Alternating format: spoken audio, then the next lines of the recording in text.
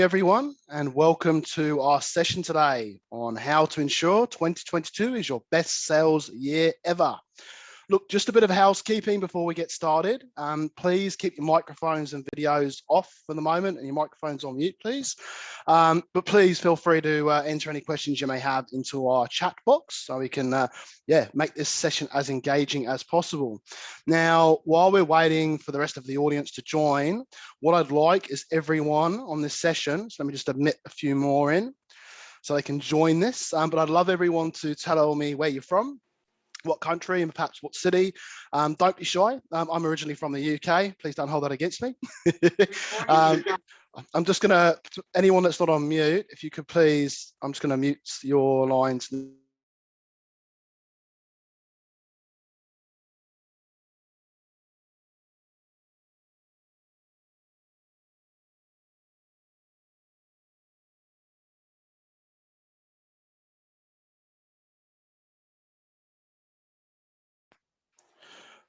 All right.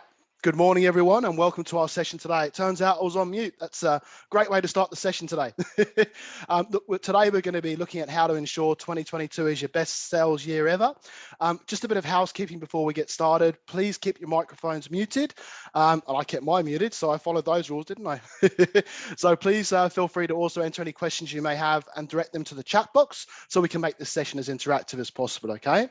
Now, while we're waiting for the rest of the audience to join the session, please type where you are from within the chat field. Please don't be shy. I'm originally from the UK. I moved to Australia around 13 years ago now, and then to Manila in the Philippines about 6 years ago. So something a little bit different, I guess. So we got Chris Chilton from Sydney. Derek Stewart, great to have you on this session again. You join a lot of our sessions, mate. Really appreciate your input. Derek's from Melbourne.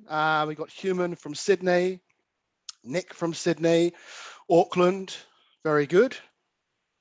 So we'll just keep that flying for a little bit longer. Probably a couple more minutes, if that, and then we'll all get started, okay? It's been a wonderful, interesting evening. We had a lovely storm pass over us last night. Lovely tropical typhoon. They tend to hit the Philippines 15 times a year, usually before I've got to be up first thing in the morning, which is great fun. So we got Christian from Brisbane. Great to have you here. And Miguel, definitely I recognize your name from Spain, living in Melbourne. Great to have you on the session today as well. We have a few familiar faces. Gunnar, once you join, I'll say hello, but really great to have you on the session, mate. Really, really fantastic to have your input today as well. All right. So just again, back to some basic housekeeping before we get started.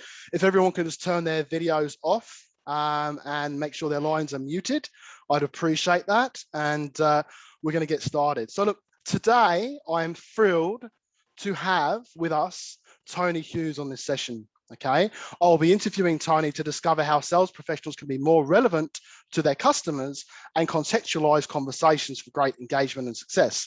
We'll also explore what it takes to succeed in heavily noisy and highly competitive in markets. All right, so I'm just letting a few more people in on this session, so if I do go quiet from time to time, that's the reason for it.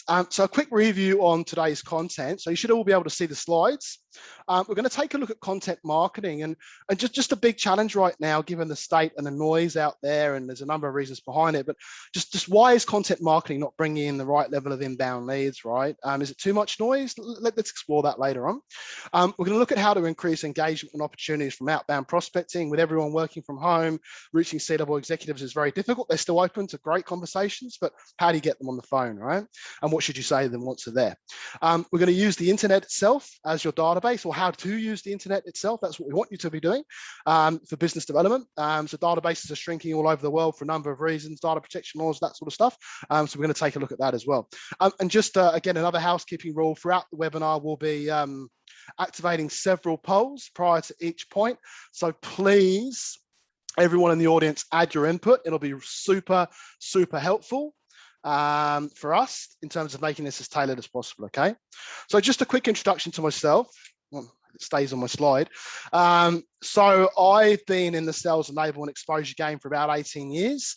I've been managing teams across multiple geographics, including the UK, Australia, and Southeast Asia. And I've also worked for a number of technological companies in those sectors as well. I mentioned I moved to the Philippines. I actually co-founded a company called Matt Cowan Prospecting purely by accident. It wasn't really it was more of a freelance thing to keep me going until I found an expat role. But unfortunately, those roles are far and few between these days in places like Singapore, Manila, and Malaysia.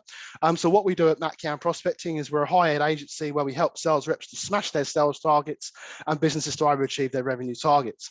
I'm also the author of a couple of books. I made 250,000 calls, probably more like 500,000 now. But if you're interested in getting to the very basics of or getting your salespeople to make phone calls, have a read of that. I think it's available for like $1 online. Now, my latest book, Perfect Prospecting, is a little bit more advanced. It's supposed to help sales professionals to identify, well, it does help sales professionals to identify perfect fit clients by providing a 7-step checklist to help you flush out the wrong type of clients, the tire kickers, the ones that will never buy from you, and qualify the right type of clients that will actually help you grow, help your organization grow, and you grow with your clients as well, right? Now, the first 10 registrations, once again. Now, anyone that's from my previous sessions was probably asking, hang on a minute, where's my book from the last session? The truth of the matter is the books had to be rewritten a couple of times, but I have notified most people about that. So if you haven't already, here's the communication stating that the book is ready now. It's just being uploaded into Amazon, and I'll get those out to you ASAP, okay? Right. Now to one of the most important parts of the event, introducing Tony Hughes. Tony, I am so over the moon to have you on the call today. Many of you on this call may be familiar with Tony. And again, I'm just admitting a few more people, hence the quietness. Tony has an amazing resume with over 35 years of corporate and sales leadership experience. He serves for several advisory boards and has been published by the American Management Association. Tony has also taught sales for Sydney University and the University of New South Wales. And he's also been ranked #1 blogger globally by both Top Sales Magazine and Best Sales Blogger Award. Now, I'm really excited to have you on the session today, Tony, and I understand that you have a book that's been out for a while now, one of your latest books, Tech-Powered Sales. I've read it. I think it's a major game changer when it comes to future-proofing your sales engine. So yeah, great. If there's anything you want to say on that, again, really happy to have you on the session today. Thanks, Matt. I'm just really excited about the conversation that we'll have, and I'm more than happy to jump into it. People can obviously follow me in LinkedIn. Yes, I'm really looking forward to the conversation. Great stuff. Well, let's make a start then. So look, to our first talking point. Why is content marketing not bringing in the right level of inbound leads? Okay, we're going to run through that shortly. Before we get started, we're actually going to run our first poll, if Zoom will let me. Yes, it will.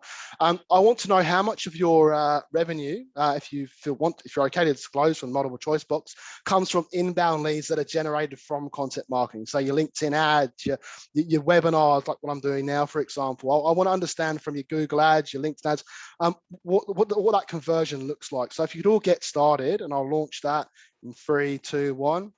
Okay, so if you can all jump in on that. Now, it's Tony, it's a social media tsunami.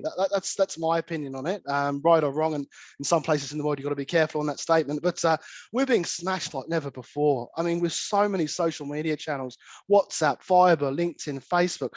It's a social media tsunami. Now, again, I'm pausing, guys, because I'm going to get rid of these slides because I don't like slides on my sessions, so they're off now. All right, now we can have a proper conversation. So yeah, Tony, it's a social media tsunami. It's an information that leaves its audience with major migraines. Emails are full, email boxes are running out of space. I mean, in my opinion, it just doesn't seem like a healthy way to run a sales engine or sales team. There's just so much noise in every frequency. So how are salespeople supposed to provide compelling value if all marketing channels are jammed on all frequencies and there's static everywhere? And while we're trying to get to your emails, calls, emails, Vibers, and WhatsApp, they're stuck on the information highway behind spam traffic, and at the end is a very stressed out senior executive. So I guess, Tony, we've covered a number of things on previous sessions, and I guess what I'd like to understand is, based on what we've covered on creating compelling value, how are sales professionals supposed to do that with content marketing and improve their lead gen, lead gen success with that when there's just so much noise out there? What's your opinion on that? Well, Matt, the first big problem with salespeople creating outbound that's meant to result in inbound leads is that most salespeople can't write. Yeah. And they're normally not formally trained in marketing.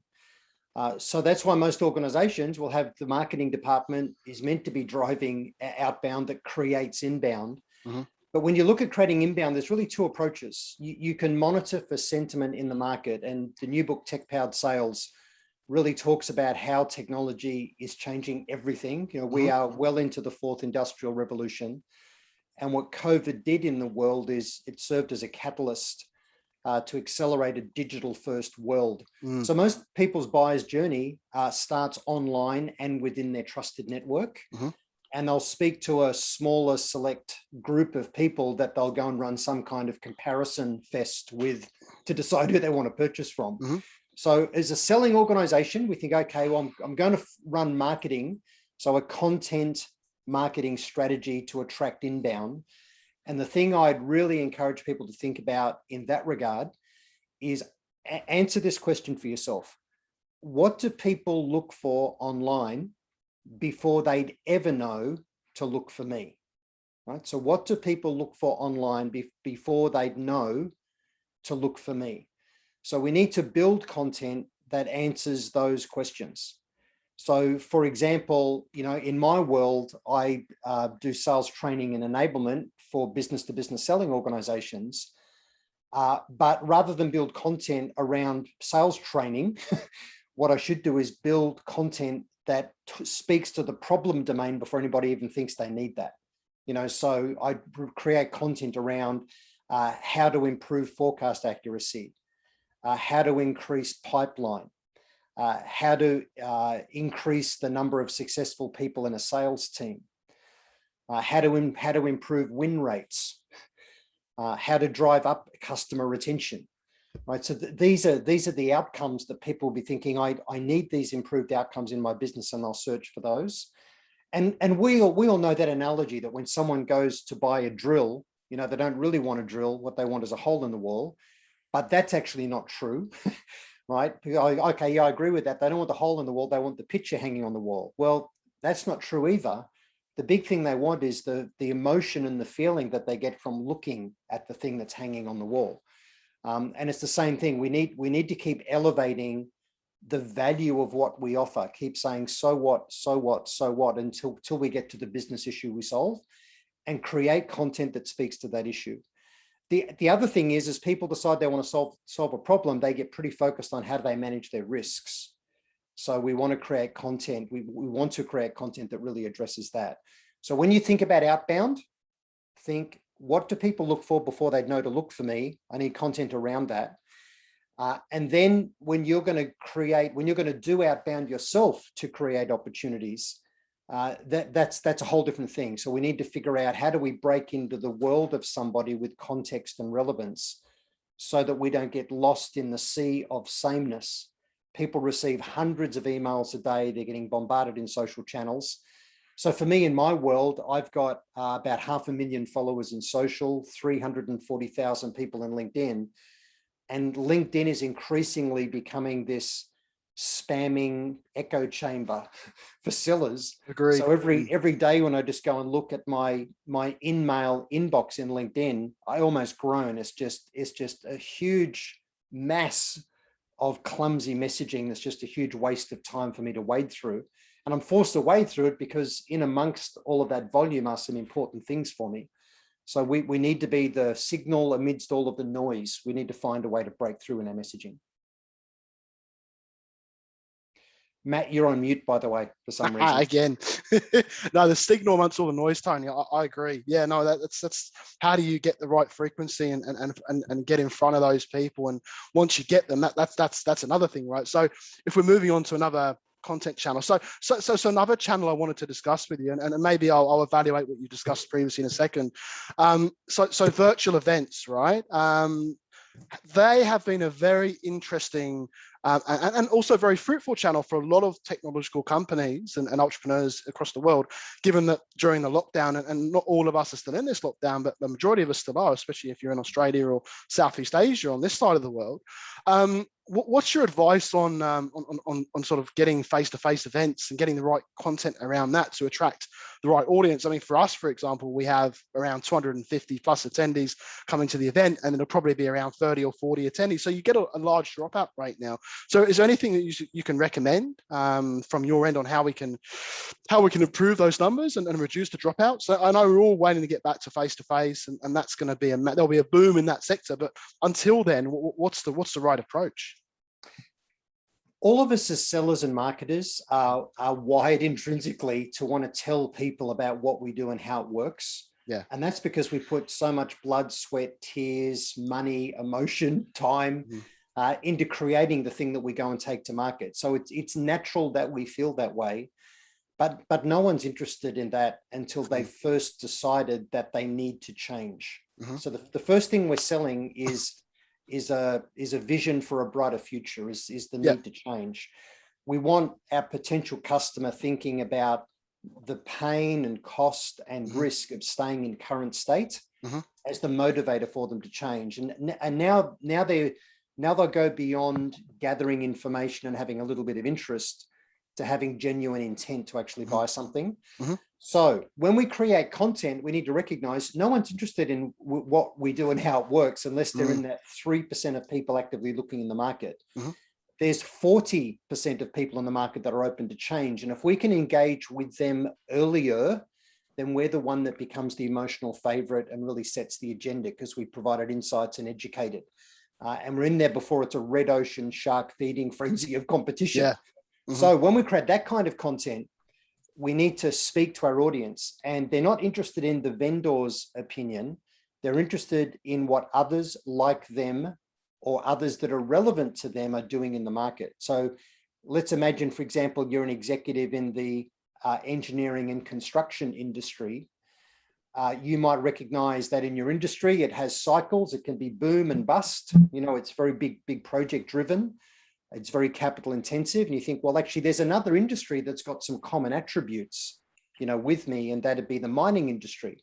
So you'd be really interested, if you're a CFO in engineering and construction, you'd be really interested in what another CFO is doing in mining to better control costs and trim their balance sheet, but in a way that still positions them for growth, you know, as economic conditions change. So you'd be really interested in that conversation. So a webinar about that, you know, would be really, really attractive.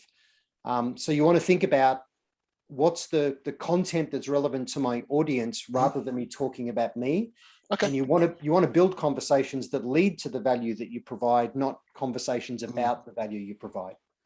That's really good, Tony. And I like how you link the whole virtual event. It's not about, you know, how do I attract people to a virtual event? The reality is you've got to get your content marketing right. You've got to, in order to attract the right people, right? And just to sort of summarize before we go into the first poll results. So Tony, I like what you were saying about, so you've got to think about what people should look for online. I like that. So it's not about you and it's not about your services. You know, before people look for me, what is it they're looking to solve? Is the problem around, for example, I'm struggling to build pipe. You know, help, my salespeople are leaving the organization. How do I keep my salespeople in the organization? What do I do to make the role more attractive, right? So it's about that they're looking for the problem as opposed to, yep, we sell this great solution that helps you keep your salespeople, you know, and keeps them motivated, et cetera, right? So it's about increasing. So I like that, right? So you're creating content that evaluates the risk. And I guess, how do we break into the world of someone who's being bombarded, right? We've got to make sure we focus that, we focus that the content around that initial problem, right? And the same for virtual webinars as well. You've got to make sure that, you know, to sell the vision for a brighter future that people look at. And I love that statement that you mentioned, Tony. No one is interested in what we are doing. You know, they're interested they're not interested in the vendor's opinion, right? They want to understand what others are doing to solve that problem, right? So I think that's really, really good, Tony, and very helpful. So we're going to start the Q&A in a second. So Justin Gilmore, you've got a question, but let me just evaluate the poll. So how much of your revenue comes from inbound leads generated from content marketing? So a massive 44% is 5% or less. 39%, 20%. So majority seems to be on the lower scale. Does that surprise you, Tony, in any shape or form? I mean, I thought it would be higher than that, in all honesty, or maybe it just depends on the audience we have on today. Matt, that's really consistent with my experience. I work with a lot of big tier one corporates, and what I find is the best it gets for any salesperson in business to business selling, the best it gets is maybe somewhere between 20 to 40% of their leads will come from inbound, from the marketing department and inbound inquiry. But for most people, they have to go and find typically 80% of their number they have to self-generate. I was talking with a seller from a big tier one tech company this morning that I'm doing some coaching with. He's been with the organization for 4 months. It's multi-million-dollar deals. In the 4 months he's been there, he has not received one lead. So everything he is doing is proactive outbound. So he's thinking very intentionally about his ideal customer profile, his ICP, and then the buyer personas within those ICP organizations he'll need to cover to generate interest and then ultimately secure consensus for them to purchase from them. And he's proactively targeting those people. So he's having to create his own opportunity pipeline. And that's the world of almost all sellers today. Yes. Okay, so back to the chat. So I want to open up the chat to the audience. So please, if anyone's got any questions, again, don't be shy. No question is silly. Just type it in. Justin, I know you had a question. If you don't want to ask, it's okay. But feel free. No, I can definitely ask it. So go ahead. The two of you at the start, which really triggered something around the multiple platforms and how LinkedIn is one of the biggest platforms, and we've found that unless it's a personalized target post or an event, we don't really get much traction with it. We've recently brought on a customer engagement officer about a year ago, helping us with our marketing, etc. And they brought up something. It was last week I was in an executive meeting, and they brought up something interesting that it seems that physical, personalized, direct mail with a targeted approach seems to be getting a bit of traction within the market. And I just wanted to know your thoughts, whether you sort of experienced something or heard something like that, because I'm actively thinking about engaging in it to see whether we can get net new customers on it. Tony, you want to go ahead with that one? I actually lost track of what the question was amongst that. I'm so sorry. That's right. I think I did as well. Sorry, Justin. What are your thoughts on physical, personalized direct mail, like sending a person a letter, and with the approach and the target that we're trying to achieve out of that? Our customer engagement officer thinks that there's this possibly a new venture to go into to get that result that we need. So I was just opening it up to you and Matt, whether you've heard of this coming back in fashion, or whether it's something that you guys haven't heard of. That's a great question, and thank you. It's absolutely coming back in fashion. We need to think about blending old school and new school together. So new school, the proactive use of tech stacks to identify the people that we really want to be getting to. So the trick in selling is to apply our precious time and resources to where there is the highest propensity to buy. So we can maximize the probabilities. And that's why having absolute clarity about our ideal customer profile, and then understanding those buyer personas we'll engage with, and that includes understanding their preferred communication channels, is really key. And then we need to find a way to break through to them. And the channels that we use and the approach we make is one piece of that. And the other piece of this we need to bring together is we need to have the right conversations that are about their opportunity to drive improved results in their role.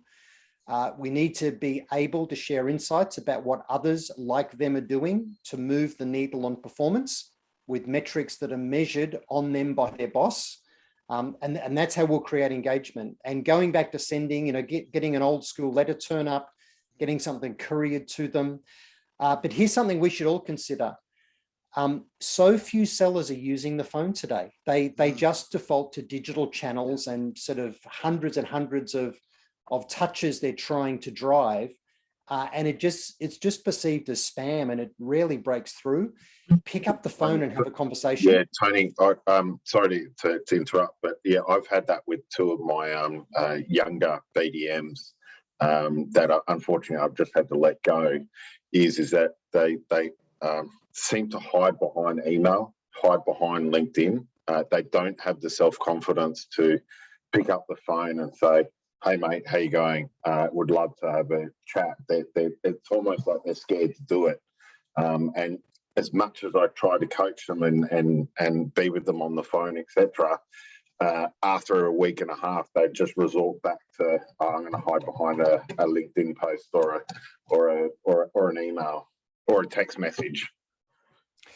Yeah, and look, I hate to be brutal, but if a seller called me and said, "Hey Tony, I'd love to have a chat," the first thing I'm thinking, well, I'd love not to. I'm really busy. What is it you think you can do for me, and why should I care? Now, I may not be that brutal, but often I am, because I just get bombarded. Like I'll stop and say, "Look, I'm really sorry. I'm insanely busy. You've got 30 seconds, off you go." And at the end of it, the call's over. No one's looking for a new friend out there. So we need to train our people to contextualize the outreach and warm it up, but we need to do that really quickly. The best it gets for a seller who what I describe as, springs from the bushes and surprises their prey, like the best it gets for you as a seller when you surprise someone with your presence is about 7 seconds before they're thinking, how do I get this person off the phone? So we have to have a point of view, a worthwhile point of view on how this person can improve results in their role. And the best way to warm it up is to say, so if someone would get to me, and I can see John Smybert, whom I love as a friend, just published an amazing new book, joined. But if someone called me and said, "Hey, Tony, I was talking to John Smybert last week. He thought it would make sense for you and I to have a chat." You've got your conversation. I trust John. He's not going to damage his friendship and reputation with me by recommending someone talk to me that I will regard as a waste of time, right? So the trusted common connection, what we often call a referral in selling, but stronger than a referral, that's the surest path to get a conversation with somebody. The next best way to warm up a call is to reference something that's happened in their world that's highly relevant to them, that creates awareness of need. We often call that a trigger event, something that's gone on that'll trigger interest or need. And then the least most powerful thing to use in warming up a call is just to play back some kind of attribute that you've noticed. But we should all be using LinkedIn, try and find those common connections and paths for a warm introduction. And then also add to that something that contextualizes the call strongly with a trigger event or an attribute that we've noticed. And then make sure we have a worthwhile point of view. Buyers are not interested in educating sellers. Matt, you're on silent again, mate. Yeah. Thanks, Tony. Thanks, mate. Thanks, Justin. Thanks, Tony. Hey, no, I just want to add to that. So there's a couple of messages, for the interest of time, there's a couple of messages coming through. So text messages, very useful. Absolutely. I actually learned that from your book, Tony, Combo Prospecting. And you do get, it's not just about sending messages, it's the combo approach with the right compelling message. So you're trying to reach someone via email, via phone, via SMS, via WhatsApp. You do all of those within a couple of minutes, and the messaging is not replicated, but it does. It's a compelling message behind it. That's very effective.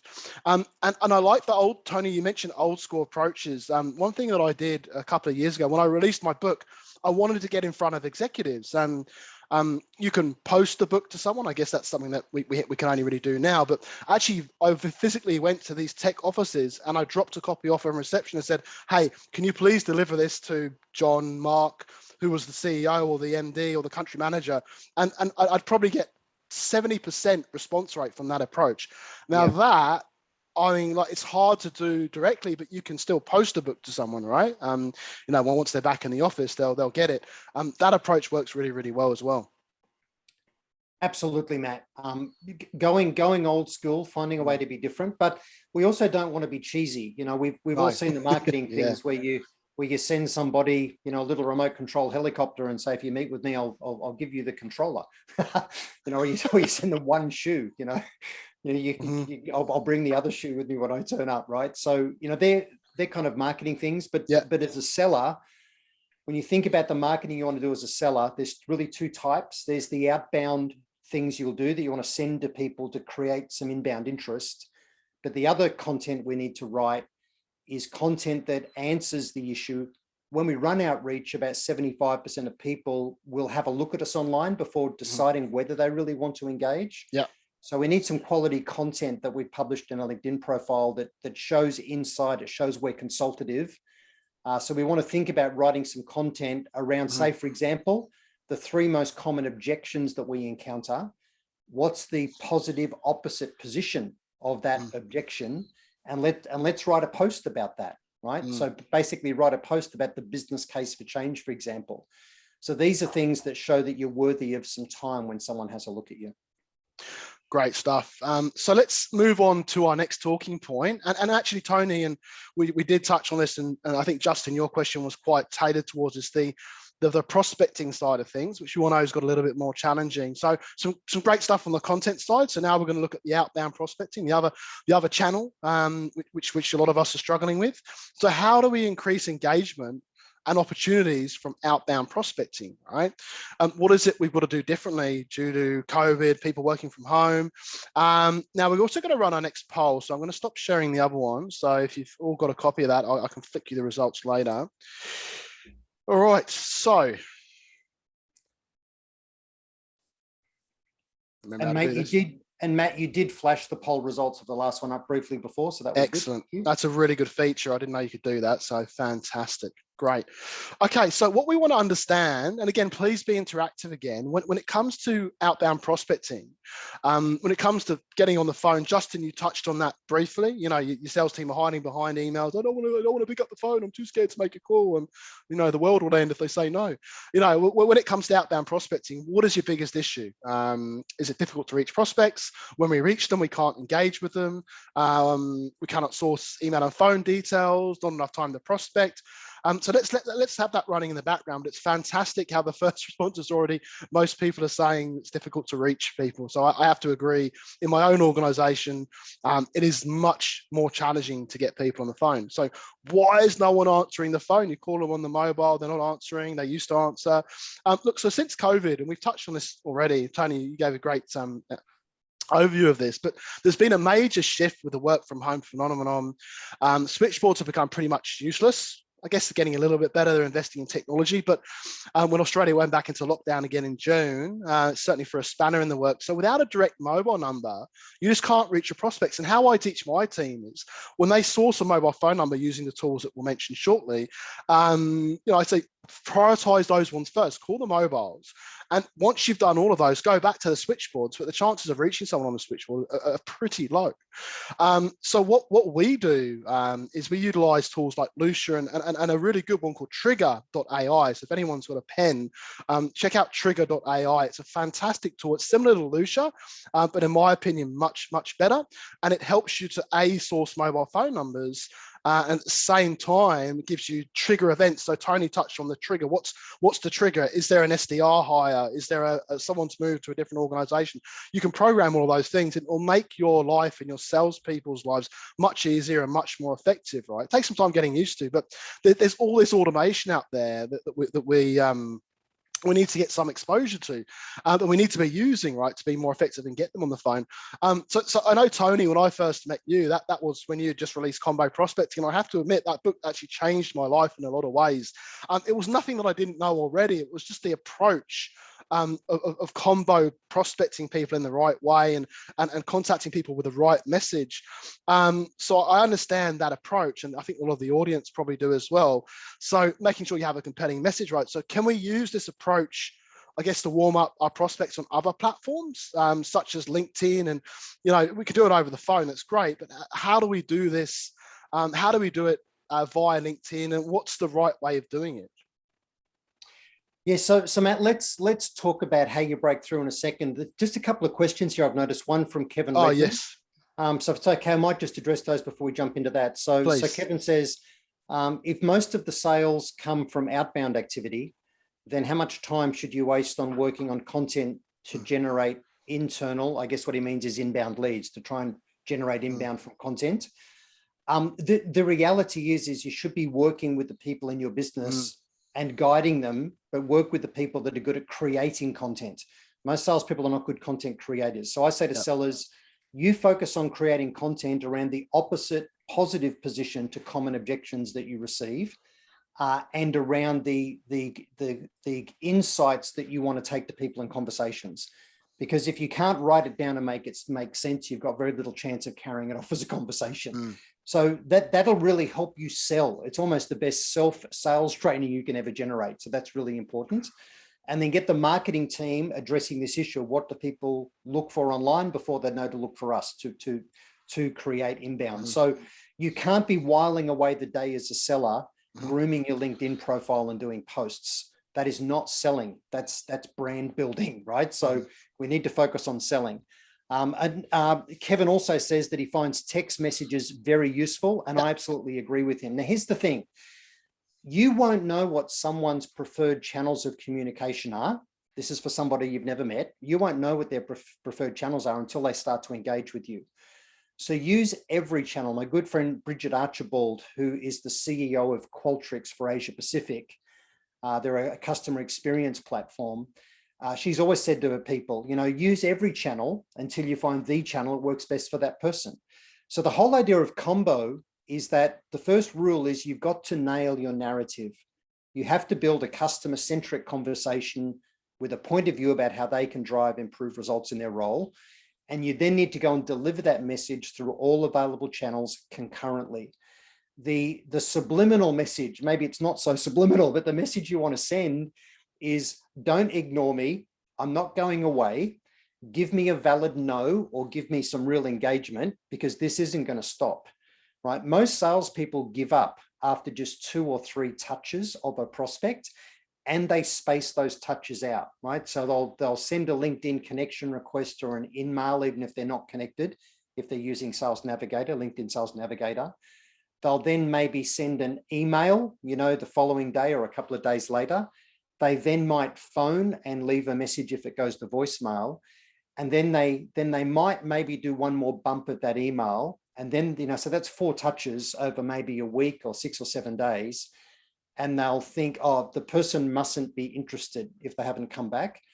And in selling, we often misinterpret being ignored as being rejected. And it's actually not. They're just busy and we failed to break through. And when you space all of those one-off touches out, it's very easy just to ignore each one in isolation. So the idea of combo is you pattern interrupt the way that buyers are wired to ignore strangers who they think are marketing or selling to them. So you make their mobile device ring. They go, oh, someone's calling me, not in my phone book. Don't know who this is. I'm busy right now anyway. I'll let it go through to voicemail. Then their phone goes ding. Oh, they've left a voicemail. I wonder who it is. Everyone's curious. And then in that voicemail message, rather than give a pitch, we just say something like, Hey, Matt, it's Tony Hughes. John Smybert suggested that we have a chat. I'll send you an email. Yeah. And then you think, I wonder what that's about. So you don't give your big pitch. And then your mobile device goes ding, and there's an email that's hit your inbox. Yeah. 95% of the time, the person will actually read the email. But if you just sent that email on its own, it'll just typically get ignored. Right. So the minimum number of concurrent touches, all within 90 seconds, that you want to drive is 3. That's called a triple. Phone, leave a voicemail, send an email. 48 hours later, 48 hours later, phone them again. Hey, Matt, I'm just following up. I'm wondering how Monday at 9:15 works. And then hit reply all to that email that you sent previously. Change the header, Monday 9:15 question mark, right? Then send a calendar invitation, right? So now you've gone from a triple to a quad. We've now got 4 touches because we've added a calendar invitation. And I would go and send that off. And if you're bold, make it a pent, make it 5 touches and add a text message that simply says, how's Monday 9:15? have sent you an email. Right now, I would never do the calendar request as part of a first touch, because they think, hang on, I don't even know you. I don't know what this is about, but you're now following up. And you'll be amazed how senior busy people are wired to accept calendar invitations, because normally the only people that send them to them are those who belong in their calendar.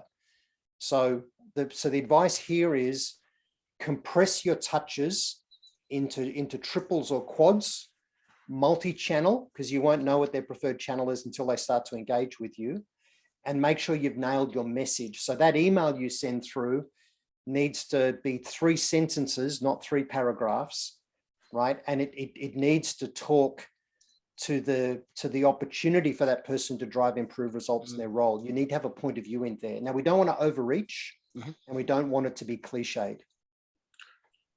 That's good, Tony. I'm curious. I know it seems, given that based on the polls result, it's still 70% are still difficulty, are still having issues reaching prospects. And that advice, Tony, is I agree with everything you said. There's a lot of things, a lot of people sort of give up, and then after after the, being ignored, it's like, oh, I'm being ghosted. They don't want to talk to me. The reality is, I think a lot of salespeople give up too quickly, and they don't apply the right approach. So let's say we get them on the phone, right? Great. We've got to show them compelling value, right? So we need to have an effective message that works. So that sort of goes on to my next point. So we use your approach, we use the combo prospecting approach, we reach them, we get them on the phone. If we don't have the right compelling message, right, a senior executive is going to think it's a telemarketing call and go, just, no, sorry, mate, this is a telemarketing call, see you later, right? So do you have any advice for the audience on what we've spoken before about the content side of things, where we've said, hey, you've got to make it about the problem. The problem is there's not enough sales leads. This is the reason why, and not as opposed to I provide a product that solves this. But in terms of the messaging for anyone on the call today, can you provide any advice on how they can first start to draft up a compelling message, and then split those across, obviously, the phone versus email versus LinkedIn? It might not be something you can do over a 40 second pitch yourself, but I'm just curious to hear, Tony, is that something you can provide any advice on? The key, Matt, is targeting your ideal customer profile. Yeah. Right. So the companies within an industry vertical. So it'll be a geo vertical approach, and then attributes about those businesses that mean that they really fit your profile, and then truly know the people you're selling to. So for me, if I was selling what I do to a head of sales, right? And Matt, let's assume that you're the VP of sales. You've got hundreds of salespeople, and I've just noticed that you're hiring a lot of inside sales reps, this SDR, BDR role, right? So if I was going to call you, I'd find a common relationship. Let's again assume it's the good old John Smybird. Yeah. But I'd say, hey, Matt, it's Tony from Sales IQ. I was talking to John Smybird on the weekend. He thought it would make sense for us to have a chat. Hey, I've noticed you're hiring. So now I'm talking about a trigger event. So I've used a common relationship to warm things up. Now I'm going to go to a trigger event. Hey, Matt, I've noticed you've been hiring a lot of SDRs recently. And the reason for the call is I've got some ideas on how you can ramp them to productivity faster, and in a way that gives you stronger pipeline coverage to de-risk the forecast that you're passing up to the CEO in Singapore. Do you mind if I ask what percentage of your sales reps are on target year to date right now? And how much pipeline coverage have you got in the business for this quarter against the number that you have to hit? Right now, you must say, well, look, I don't know you that well yet. I'm not comfortable sharing that. So, oh, look, mate, the reason I'm asking is I'm just trying to figure out whether it even makes sense to have the conversation. Typically in your industry, you'll have 40 to 70% of your reps won't be on target year to date. And when you peel that back, the sort of root cause is not enough pipeline coverage in the business, and getting those SDRs ramped quickly so they're creating the right level of lead flow for your AEs in the field is a thing that I just find is really key. So if you don't mind me asking, what sort of pipeline coverage have you got in the business for this quarter and next quarter? Because if it's not where it needs to be, I think it would definitely make sense to have a conversation. Now, the thing is, at no stage have I talked about combo prospecting, tech-powered sales, sales training, Sales IQ Global with our e-learning platform and our Create Pipeline course. I haven't talked about any of that crap, because you don't want sales training. You don't want to pull your people away from revenue generating customer facing activity. You just want more people on target. right? You just want an accurate forecast. You want stronger pipeline coverage. You want to remove all of the excuses. And if you said to me, well, Tony, sorry, I still don't quite know what you do. I'd say, Matt, this is all about you being able to hold your people to account for self-generating the level of pipeline that's needed, that bridges the gap between inbound and marketing leads to what they need to self-generate for you to hit the number. When have you got just 15 minutes now, or when can we find 20 minutes later in the week? Now, the way I feel about this conversation selling to you is that if you say you're not interested, now I'm not going to say this to you, but the way I feel is you deserve to be fired. How can you not be interested in getting more of your reps on target year to date and de-risking the forecast with stronger pipeline coverage? How can you not be interested in ramping your new hires that are meant to generate those leads faster, right? It absolutely speaks to how you're measured in your role and what's important to you, right? Whereas if we talk about us and what we do, we create comparison with competition, we get questions about price, and we often get delegated down to somebody else. So we need to talk the language of leaders, which is the results that person cares about. Thanks, Tony. And John, it's great to have you on the session. John Smite, we did a session a couple of weeks back, and yeah, John's super passionate about discovery, like super passionate. So great to have you on the call, and I hope some of this resonates with you. And Tony, just back to the point of the compelling message. I remember when we first met many years ago, and then I went off and I read a couple of your books. One thing that stuck out with me was actually a message example that you put into that book. Now, I'm not sure where it was, or if it was on your website or wherever it was in that book, but just something simple as saying, hey, it's Matt Cowan here. I just tried reaching you. I've actually done a bit of research on your organization, and yeah, I'd love to share some results with you, right? I can see that this is happening in the industry. I believe you've got an opportunity to improve results for whatever way that may be. When have you got 5 minutes to have a chat, right? And obviously reference, actually, when I started researching cloud technology and issues within cloud integration and mentioning those and sending those types of emails off, the response was just amazing, just absolutely phenomenal, because you're focusing on the core issue. So the responses were really, really good in regards to that messaging, which you've touched on, Tony. Yeah, and Matt, I'll give you a real world example of this. A client I was working with, they sold a lot of different software, but one of the software offerings was rostering software for big retail organizations. They were trying to get to a C-suite executive at head office on the other side of the country, and they were just getting ignored. So what the salesperson did is on their weekends, because they used to go to this retail outlet all of the time, on the weekends, they'd go to different stores and they just interview staff members that were wandering around the aisles, right? So and they asked them, you know, what was their experience with their roster, and everybody was universally frustrated. So over about an 8-week period, this person interviewed about 25 people in this retail outlet, and then he emailed this C-suite person, say, "Hey, I've conducted a survey of your employees." Right. And that got the person engaged straight away. We didn't authorize a survey. Hey, I know you didn't authorize it, but I'm a long-term loyal customer. Yeah. And my son actually works at your store. And a common thing that he would share with me, and it was the survey that I built for others of your employees, is the level of frustration around their rostering. It's one of the reasons why you're losing staff. And it's one of the reasons why you're bleeding profit that's not going through to the bottom line. Your store managers are blowing their staffing budget early in the month, and then they're under-resourcing the stores at the back end. And I've got some ideas on how you can improve that. And they secured really strong engagement with that person. So that's an example of going and doing your research. That's a great example, Tony. Look, as usual, we're running out of time. So just for the interest of time, let's recap this quickly. Some really interesting points, and Tony, thank you for your input. So again, let's open up to questions around. We've answered a few around the prospecting side of things. So Tony's points, and I agree on all of these. So most salespeople only apply 4 touch points, maybe only 3 touch points. You need to do more than that. You need to follow up as Tony mentioned, 48 hours later with the right compelling message. Send a calendar invite. Don't be scared to do that. I personally do that with senior level executives, country managers, and you'll be surprised by the number of people that do accept that. They may jump on the call and go, what's this for? You know, why are we talking?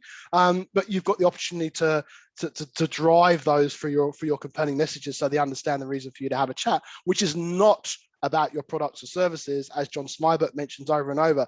Discovery, discovery, discovery. Do not vomit on them. Right? Hey, Matt. Yeah. Hey, Matt, there's a really good question here from Justin saying that qualifying leads takes the longest time. Yeah. And BDMs, you know, can become bogged down in this process. So Justin, let me share with you my 3 questions that I think completely transform an engagement. Now, I'm coaching a client in Europe at the moment, and their sales leader, we sat down and reviewed a 1 hour and 5 minutes long discovery call. And all of the rapport building and warming up the call took about 20 minutes. Like, it's just way too long. So I agree that people can get bogged down. And really interestingly, in this call, the prospect said something about 26 minutes into the call, and it was completely lost on the seller. It just sailed past them. And it was the reason why this customer would have become a customer, and they completely missed it. Here's my 3 questions. When an inbound lead comes to us, they're in the mode of comparing us with competition. We never want to appear to be uncooperative. So, hey, look, absolutely, I'll fill in your spreadsheet that you've sent us with your 743 questions and, you know, give you the price. We'll do all of that. But then you ask the questions. Do you mind if I ask? First question, what's happened inside the organization that's caused you to want to look at this right now? Next question, if you were to change the way you're currently working, you know, whether you went with us or anybody else, what improved results are you looking for, both for the organization and for you in your role? And these questions reframe the engagement. They take the focus away from comparing us with competition to instead focusing on the business case for change. And if the person says, well, look, I'm not even sure why you'd ask that, just fill in the spreadsheet and send me your price, you can say something like, oh, look, the reason I'm asking is I work with people in your role all the time, and it's not uncommon for someone in your role to be tasked to go and evaluate the market and even implement the change. But unless this has the right level of executive support and commitment and the right level of funding, it won't be successful as an initiative, no matter who you pick. So I know you're trying to manage your risk of which vendor to work with, and I'll definitely help you with that. And if we're not the right organization, I'll let you know. But just selecting someone who has a product that can work for you is actually not where the lion's share of your risk is. It's in executive commitment and funding. So let me help you validate the business case. So when you take this up the line, right, you get the right level of funding and support. And then your third question is, hey, where do you see the risks? Where do you see the risks of getting this implemented successfully? And if you can drive that kind of conversation, you're qualifying based on level of engagement rather than based on simple things like BANT. You know, do they have budget, authority, need, and timeline? So think about at the degree to which they're sharing insider information and access to others is the real degree to which this deal is properly qualified, and it speaks to my probability of winning. Great stuff, Tony. We have a question from Gunnar. Gunnar, sorry, I feel like I've ignored you during this session. You've asked a couple of questions. So many corporate sales people use employee advocacy tools to post content quickly. Interesting. Yes, I use them myself as well. And they do lack responses. I just ran one and I have 2 replies on LinkedIn experimenting with a similar social media tool. So how would they improve their activities so that relevant people would engage with that material? And Tony, I think that goes back to the points that you mentioned, what we've recapped before, the right messaging, right? The right people and all that sort of stuff, not just blasting it out randomly to a random audience. More tailorism. Yeah. Content marketing within LinkedIn to generate leads is now insanely difficult. You know, there's over 800 million members, 2 people join a second. The algorithm is endlessly changing. And your content is not going to get surfaced to people who are followers and first degree connections like it used to. So you can spend a lot of time and energy trying to create content in the hope it'll create inbound. It's increasingly difficult. What I think we need to do is to use LinkedIn as our research platform and then proactively drive the right outbound. Now, that includes supporting it with the right content. So your content publishing will be part of your strategy. But as a seller, I would advise against trying to become a content creator to drive inbound, right? LinkedIn is a noisy echo chamber for spammers in the mind of a lot of buyers today. So think about knowing your ICP, your buyer personas, and hyper targeting what you're doing through a concurrent omni-channel approach where you've nailed your narrative, right? You've got exactly the right message, a customer-centric message about their opportunity to drive improved results in their role, where you front end that message by showing them that you know them and you talk the language of leaders and get to the point. Thanks, Tony. Look, for the last final 5 minutes, let's move on to there's some great talking points, hence why we're going on with these points.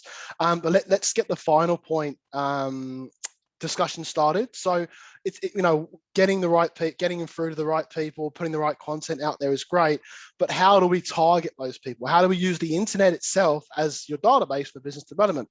So we're going to start the final poll now. Okay. So if you could all be as engaging as possible. So we want to understand, how do you source your new prospect leads for prospecting marketing activities? Is it through LinkedIn Navigator? We've covered that tool. ZoomInfo, Trigger.ai, Lucia, provided by marketing, or others. Please jump into the chat box and let us know. Right, so we'll get that started now. And Matt, just while people are responding to that, so just let people respond to this. So yeah, sure. How do you source your leads? I just want to say that Peter Strokel makes a very valid point in the chat here that it's not about being able to connect with people; it's about getting them to engage. He's dead right. We have a challenge of engagement, not a challenge of being able to actually get a message to people. The issue is, how do you have that message break through and create some kind of engagement? And Gunnar says exactly the same thing. Like, he agrees there's a whole lot of noise, but the reality is we need to drive engagement rather than create noise. So around the driving engagement, obviously we've got to reach the right people. So Tony, I guess if databases are shrinking all over the globe, and if that sounds inaccurate, please correct me, but from my experience with my conversations that I've been having with marketing professionals and country managers across tech companies, probably more in Australia and Southeast Asia, what I'm hearing is, due to data protection laws and due to generally not even data protection laws, a lot of tech companies are actually taking the notion of following GDPR and those sort of things around the world, even though the laws haven't quite changed in Australia. There's been some government officials that have mentioned certain things that we should be doing, but they've taken that quite seriously. So I spoke to one marketing manager, director at a tech cybersecurity company, and she lost half a database within a few days due to having to let go a lot of opt-ins because they'd expired after 6 months or whatever that policy is they put into the organization. So a lot of companies are losing the ability to market to those individuals. So what does that mean? Top level pipe is shrinking, right? So yes, we need to drive new pipe, and yes, there are challenges around reaching people, but if top level pipe is shrinking, and I've also noticed, Tony, I don't know if you've noticed the same or anyone else in the school, there's a massive hiring string at the moment for SDRs. A lot of tech companies and financial and sales companies are hiring SDRs like crazy. There's a massive transformation in that space right now, but these sales professionals are still struggling due to these issues. Yeah. So other than shrinking databases, are there other factors that we haven't covered yet on this call, Tony, that are resulting in poor pipeline growth, other than COVID and everything, everything else that's happening around us? So Matt, we're just coming up on the full time. Yeah, I noticed. So I'll make this the answer super brief. Please. It's a shameless plug, but in tech powered sales, I've got a section in the book that talks about data privacy and what all this means for sellers. So there's two main standards globally that are seen as the leading standards. That's GDPR out of Europe and CCPA, the California Consumer Privacy Act out of the USA. And a lot of sellers and marketers go, we can't use data to run outreach because it's in breach. It's not in breach if you have strong personalization, right? What breaches is mass spamming. So there's an approach for sellers that enables them to work with data and not fall foul of any of these rules. The book explains exactly how to do this, but the keys around personalization, and you can use the live, living, real-time database of the internet itself for you as a seller to go and drive effective outreach rather than in-house databases anyway. And that's for a platform like Trigger.ai, which finds contextualized reasons to contact people while you'll find that works. So thanks, Matt. I really enjoyed being on the webinar. Yeah, thank you very much, Tony. So just to quickly wrap up, again, I'll send out the email communication regarding the books to the individuals. If you need to contact any of us, please reach out to us on the details as well. Tony, really great having you on the session today as well. Thank you so much. Really enjoyed today's session, and I hope the audience felt the same way. And you'll all receive the recording shortly as well. Thanks, Matt. Thanks, Tony.